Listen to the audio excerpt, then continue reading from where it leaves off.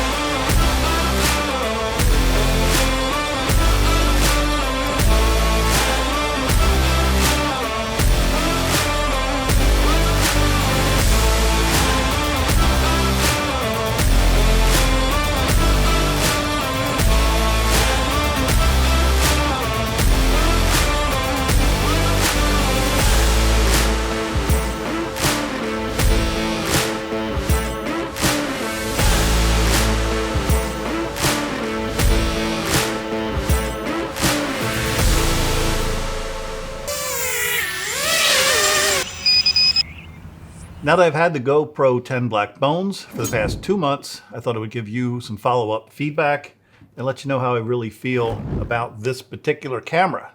So, as you know, this action camera was developed specifically for FPV, and in short, it doesn't disappoint. At just 54 grams, it's a noticeable difference when I'm flying my quads. And especially when I compare it to my full-sized GoPro 10 Black, coming in at 153 grams, it's practically 3 times the weight of the smaller GoPro Bones. So you get the exact same video capture capabilities of the heavier, full-sized GoPro 10 Black in the smaller FPV camera. It's just significantly lighter, and of course, you're not going to have any front or back LCD screens on this like you do on the full-sized GoPro 10. And it's going to take you a few moments longer to set up the smaller Bones camera because, again, you're going to have to solder some of the wires I have here. Either you're gonna have to solder them to your flight controller, or you can do what I did and you can get this iFlight cable. And again, there's gonna be a video up here in the corner. And what you can do is connect that directly to your LiPo battery. It's gonna save you some soldering. And as of this video upload, I checked, the GoPro Bones still is not being sold outside of the US. It's only sold in US currently. I checked some other websites. It doesn't look like it's being sold anywhere else except off the GoPro website. Only, again, in the US. If anybody has any additional information how to get your hands on it outside the US, feel free to leave some comments below. I'm sure it would help some others out. But to the best of my knowledge, you can only get it from GoPro, and it's only being sold in the US to date. And of course, you have multiple ways to configure the camera. You can set it up using the QR codes website that GoPro provides, or you can configure your GoPro Bones from the GoPro app on your iPhone. Personally, I prefer to use my iPhone to configure everything, start the camera, stop the camera. I can never remember all the LED blinking codes and what they mean. It's just easier if I can see that I'm actually recording and looking at my iPhone versus looking at the back of the actual GoPro Bones. The LED, there's no LED back here, and I can never, like I said, I can never actually remember all the different codes, the blinking codes, and what they're supposed to mean. So just for a sanity standpoint, when I'm looking at my iPhone, I can see everything. I can see exactly what settings are dialed in, and I can see exactly what the camera is seeing, which is still important to me. I like to see what the actual video quality looks like coming out of the camera, and I can do that from my iPhone. And I'll mention a quick tip. If you're shooting in 4K or 5K with this camera, which most of you probably will be, you'll want to consider using proxies when you're creating your videos, doing your edits. Unless you have a newer Mac or newer PC, it's probably going to struggle with some of these larger file sizes. If you're an Adobe Premiere Pro user, I created a video a while back on how to do this. Again, I'll put a link up here somewhere in the corner.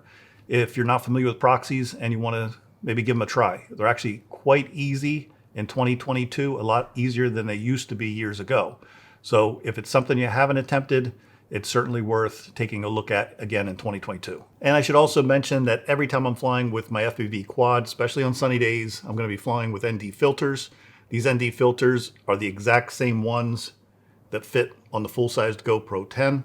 So you're not going to have to spend extra money if you already own filters, moving them between your full-size camera, if you have one, over to your FPV camera. So I just use these interchangeably. Works great. Thanks GoPro. Saved us some money on that one. And of course, I'm using the newest ReelSteady with all my footage.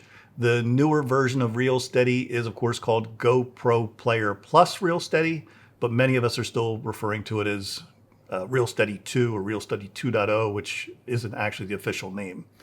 In short, I'm really liking the GoPro 10 Black Bones action camera. It certainly has everything I need for FPV, compact, lightweight, takes up to 5K video at 60 frames per second, 4K at 210, and 2.7K at 240 frames per second if you actually need that. So I'll also mention I haven't done any BANDO flying to date, and this particular action camera hasn't taken any hard hits to date, so I can't tell you about, how it's going to handle impact-wise. But the fact that it doesn't have any front or back LCD screens like the full-size GoPro 10, this actually cracks quite easily. I've cracked mine multiple times and had to replace my full-size GoPro 10.